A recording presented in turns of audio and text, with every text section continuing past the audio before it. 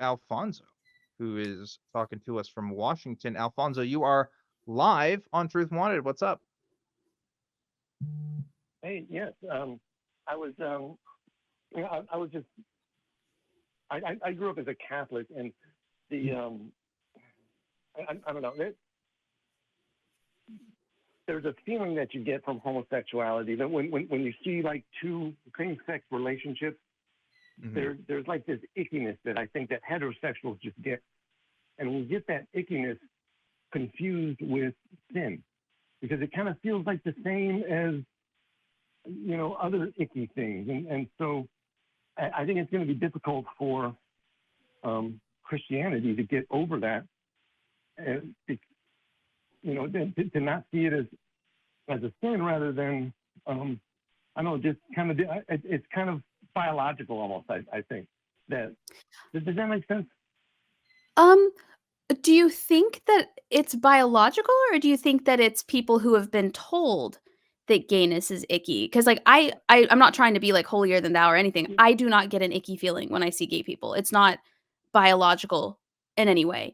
But I do know that when I was religious, I was taught that being gay was a sin and that you should love the sinner but hate the sin. And it was repetitively told to me that gayness is bad, not that we should treat gay people bad, but that gayness was wrong and gayness was a sin. So I would argue that maybe it's not biological, maybe it's theological. I wouldn't disagree. I, there's well, for me, when I see the male body, I'm a bit repulsed by it, to be honest. Mhm. And Mhm. it's so and I think that whenever I see two men like kissing or whatever, it's like double growth. Because I just couldn't imagine myself doing something like that. It's I don't know. I feel it's disgusting. Do you think But any of that has to do with but Catholicism? well, I think it has a little bit to do with I don't know. I guess I try to think of it as biological because it's I think that it's normal for a heterosexual man to be repulsed by the male body.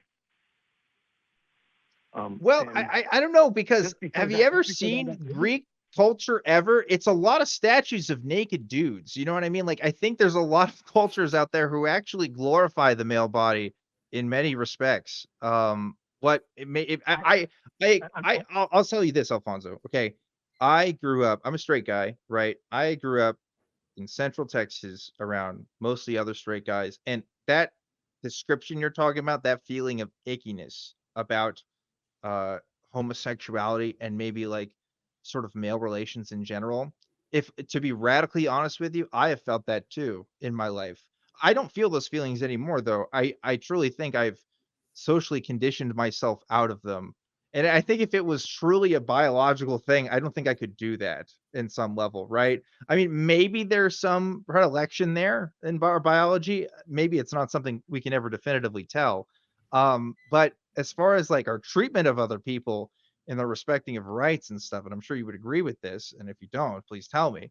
Our feelings about how other people view other people, I guess, have really nothing to do with how we should treat them. They still deserve obviously the same amount of respect and love and kindness, but maybe Christianity and Catholicism in particular does play into that cultural sense of ickiness that you're describing. Does that make sense? Mm. it makes perfect sense. I would not disagree. I'm actually I'm a classical painter. I Mm, um I see the naked male body all the time, and yeah. my instructors always allowed me to kind of gray out the genitals just because Mm, I don't like to look at them. Yeah. But and I'm starting to learn that the male body is a thing of beauty. I'm starting to get it, but it's and maybe it is just me, but but it's also what I know is just because I feel icky about it doesn't mean that I'm going to treat you any differently. It sure. doesn't mean I just Right. might not agree with I don't know, like a sex changer, but if I start treating you differently, then that's bad. Right. Right. So it's something that I think that I hope,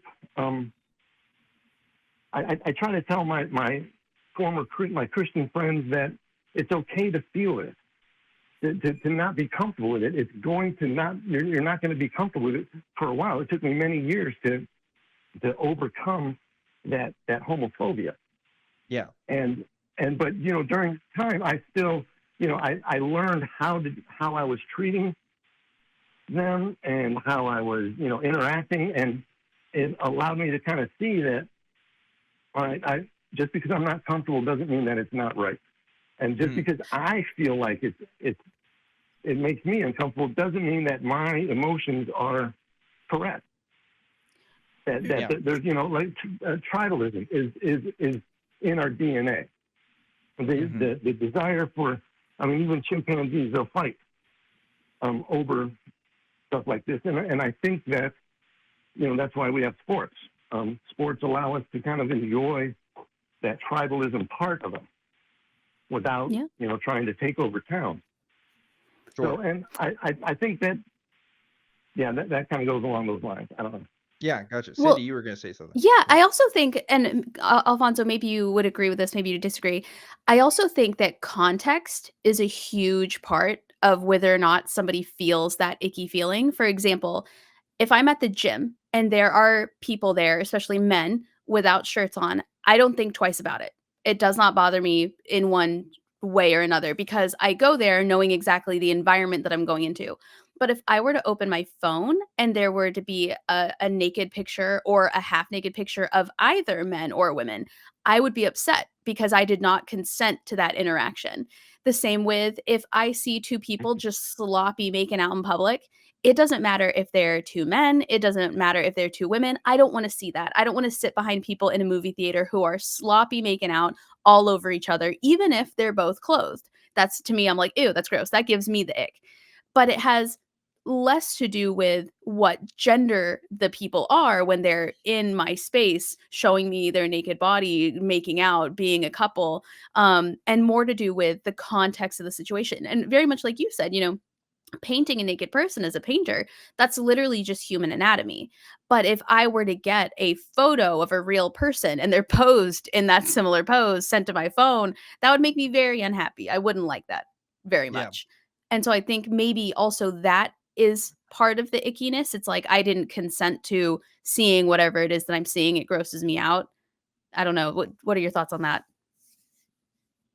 That really makes a lot of sense. I like that perspective on that because it does. It feels the same as that too. Yeah. Yeah. Because I'm the same way. I'm a little bit, I don't really want to see y'all making out. Yeah. Yeah. And I think we I, oh, go ahead, Alfonso. yeah, no, no, I don't know. I'm chewing on that because I haven't looked at it like that. Yeah, here's another thing too, right? I mean, our ideas of masculinity and femininity also play a part in how queerness is identified, right? So there is a culture within Christian churches that says that masculinity is important, and a lack of masculinity says that there's something wrong with that person in some way, right? There's something disordered. And I think like as men in particular, there like I grew up around dudes that wanted to avoid being quote unquote gay as much as possible. To be gay was not a description of one's sexual preferences. It was just being a bad person in general. It was more than just like again like a technical term to describe someone's predilections. It was something beyond that. It was like a sort of outlier, a class outside of itself, definitely a stigmatized person in society. And so now that we have the modern tools of communication stuff, and that gay communities have actually been able to form and fight for their rights, there are people in opposition who are saying, hey, these thoughts and these feelings are quite discriminatory. and don't actually help us. It actually hurts us, and we just haven't had that, right? Just for a large part of human history, there haven't been those institutions, and people haven't had the chance to really think and reflect on that, because the status quo was just to be homophobic in some way, shape, or form. What that's looked like has changed over time, as far as like people's sexual identities and also differences in presentations of masculinity and femininity. But like, I think there that Catholicism in particular, but Christianity as a whole, does play into that. It does play into cultural assumptions and cultural norms as to what a man is supposed to be versus what is a woman is supposed to be. Which is why queer folk are happy to kind of flip a lot of that on their head. And in particular with trans people as well. I noticed you just made a comment earlier, but just to say, body modification is also another thing that some people have uncomfortableness with. I have a nose ring right now. My parents hate it. They think it's the worst thing ever. If you had told me 5 years ago, I wouldn't have liked it either. But I've become more accepting of that kind of body modification as a whole, and that's also something that's socialized, right? And so, when trans people decide to undergo that kind of thing for themselves, that's also something that might be something that could be a blind spot, not just for you, Alfonso, but just for people as a whole. Because I think that also leads to a lack of acceptance and understanding when Yeah. we don't acknowledge that. So that's a lot. That's a lot of things coming out of my mouth there. Hopefully, I'm making sense. Yeah, that was it was well put. It's yeah, no, yeah, that's good stuff. I know I had something in there, but anyway, yeah, That's no, okay. I Yeah. think that yeah, no, it's masculinity is I think is something that I'm hoping comes back, and if it doesn't, then it doesn't. But I guess it's part of adjusting to a new culture, I suppose. Hmm. But Well, let's talk about that I actually. think What do you that mean Yeah. by Yeah. masculinity coming back? Yeah. yeah, well, so what I for me growing up, there is a well, and I guess in most relationships, there's a masculine and feminine side, and not with all of them, but I think that there's a tendency for that, and I think that there's a certain attraction that comes with that, and so because I don't want to say that masculine is just being a man, I because but I do think that masculine is a more I don't know a dominant there's an aggressiveness I think that comes with it, and that's kind of a cultural shift that I'm curious to know what's going to happen with this generation when they grow up. Are they still going to have masculine and feminine relationships, or is all that going away? Do you mind if I ask you, Alfonso, in your definition of masculine and feminine, does masculine have to be a man?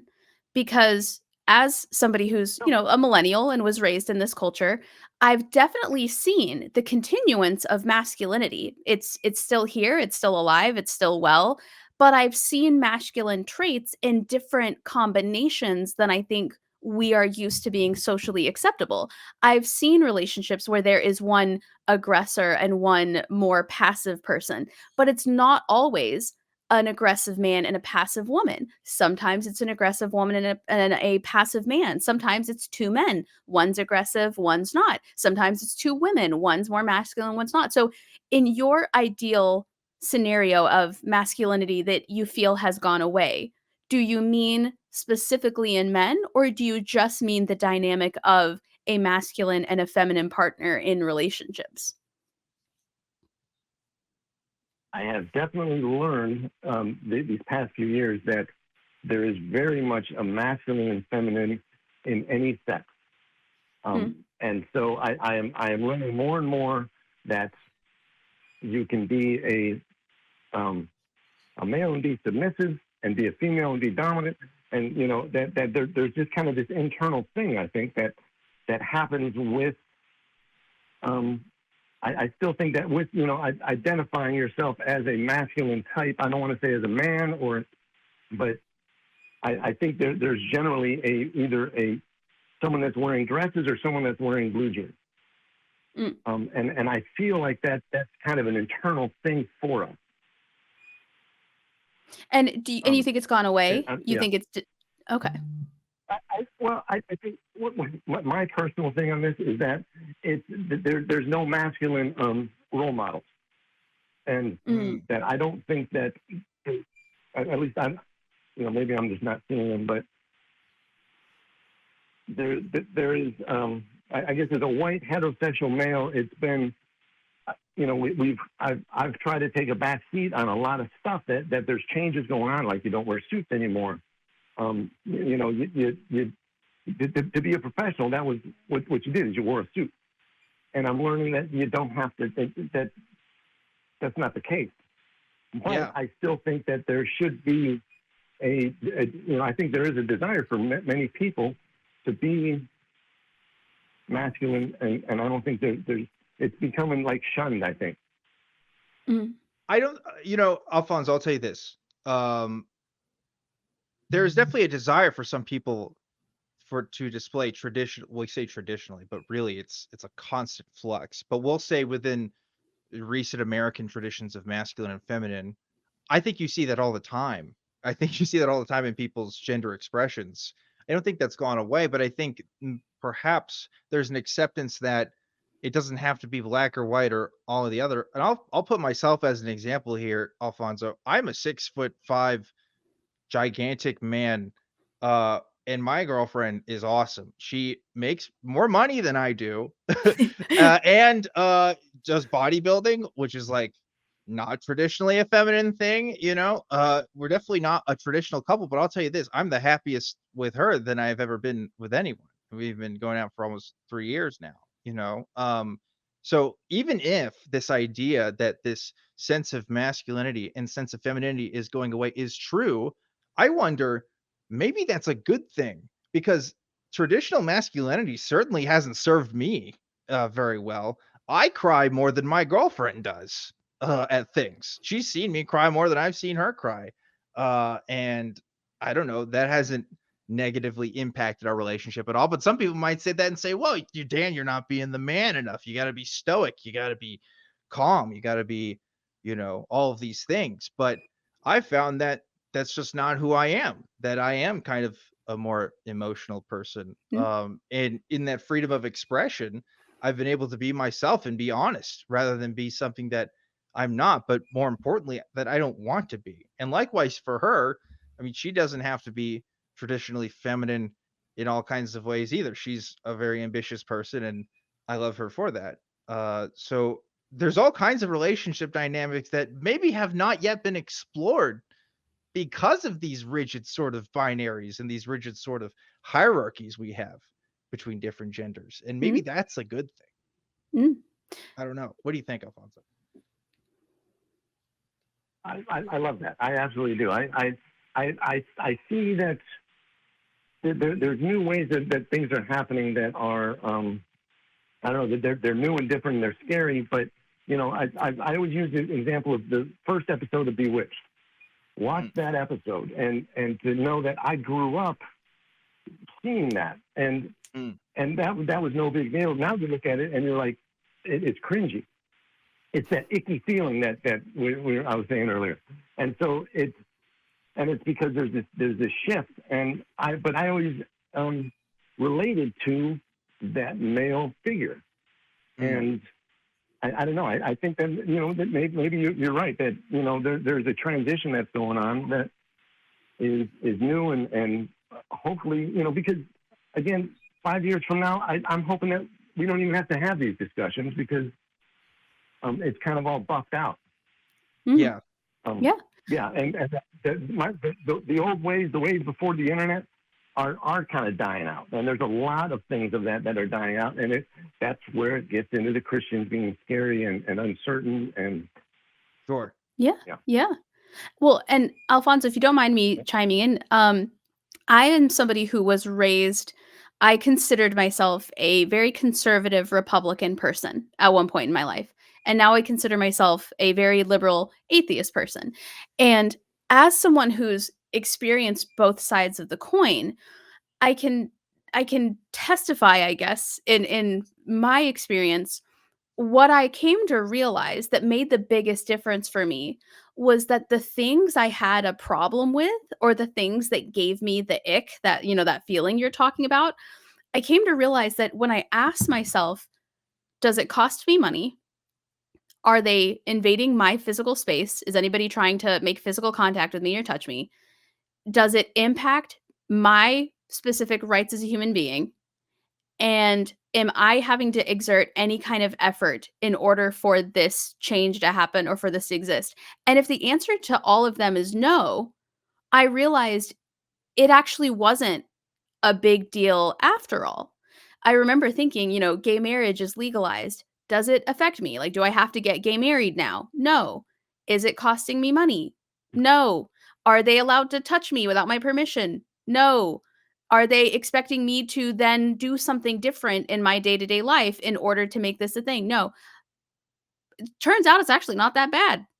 It's not something that is going to negatively impact my life in any way. And when you start to think of other people and other people's decisions in that way, you start to recognize that while there are definitely things that you would not do yourself, and that in itself is okay. It's okay to say, I would not participate in this. I would not do this. But to fear the things we don't know, when in reality, at the end of the day, it doesn't actually cost us anything for them to exist. That's where I think that difference is. And you made a good point where you said, things are changing and they're scary. I 100% agree. I just turned 32 and I'm already seeing things come out that I'm like, what is this? I don't want to learn another thing. What is this? I don't want to use this. I walked into a grocery store and every single one of the checkouts were self-checkout. And I was like, no, absolutely not. What am I doing here? Um, it freaked me out because it was different and I wasn't used to it. And that was a biological response. My brain said, I'm uncomfortable with what I'm looking at right now. But when you stop and you think, so these people, these gentlemen who are married that you see in public, maybe they're holding hands. If it's not costing you money and they're not catcalling you, and they're not trying to touch you and they're not telling you that you have to be gay married now, maybe it's not necessarily a bad thing. Maybe your view of masculinity is yours, and there are some people out there who agree with that, and then other people's view of masculinity is theirs, and it just looks a little bit different, but there's space and there's room for all of those forms of masculinity to exist.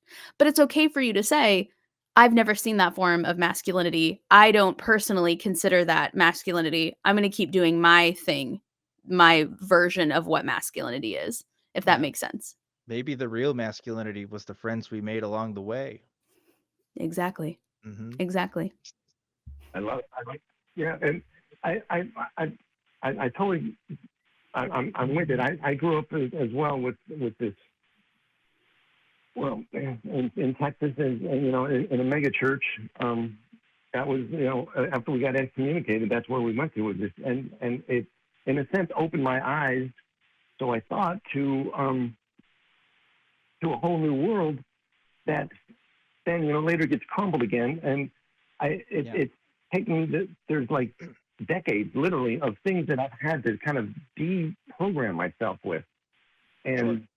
those things are and I'm learning that they're very uncomfortable and they feel wrong a lot of times, and but like you were saying, if I'm interacting with someone and my rights aren't being taken, they're not taking any money from me, I'm not, what can I, so I've got to find an extra check under my gender, and I'm filling out a form or something like that, or okay, I can do that, and That's great. and if that means that someone else is going to be happier, then that's fine. If it's something that I don't agree with, that's fine. Just don't do it around me, but I think that's kind of where I'm trying to go with not just my own path, but the path of others, that you're not gonna agree with stuff, and you gotta kind of deal with that. And as a white heterosexual male, I've got to deal with things that I don't like. But it's okay for me to not to like them. I don't have any choice in that. That's just how I was raised.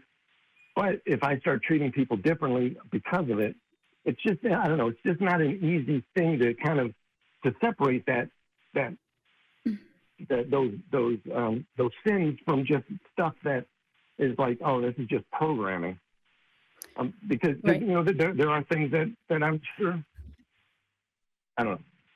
Yeah. No, Yeah, I like no, you're absolutely right. Alfonso, if everybody in the world took that approach, we probably wouldn't be here talking about this, honestly. Yeah. I mean, that's more than the bare minimum that you can give and consider with other people. And I think that's good because um for those of us like I'm with you, Alfonso. I'm a straight white hetero. Well, hetero is the same thing as straight. I'm a basic cishet straight white dude. Okay. I'm the same as you. I've had to have that transition in my life because I grew up in a culture that basically I could say these things about gay people with 0 consequences, or I could say these things about trans people with 0 consequences and other sorts of groups, right? And that was a privilege that I had and is one that I could honestly still partake in if I go back to my hometown, right? But I learned that that's not how I wanna be. That's not how I wanna treat people, and that's a journey of becoming. Sometimes we kind of dismiss that because we think, "Oh, well, it's just treating people with basic human decency, right? How simple can it be?" It's not as simple when you've grown up in an institution with an institution that has told you that it's okay, your entire life and has repeated that to you and has given you these sorts of traditions and hierarchies to fall into because it's easier to do what's everyone else has been doing. You do kind of have to separate yourself apart from the world around you if you grew up in a smaller town like I did, for sure. So I applaud you on that growth, and I'm really glad that you're willing to be open and talking about it. Because honestly, that's again, that's if more people were doing that, we really wouldn't have the struggles that we are today.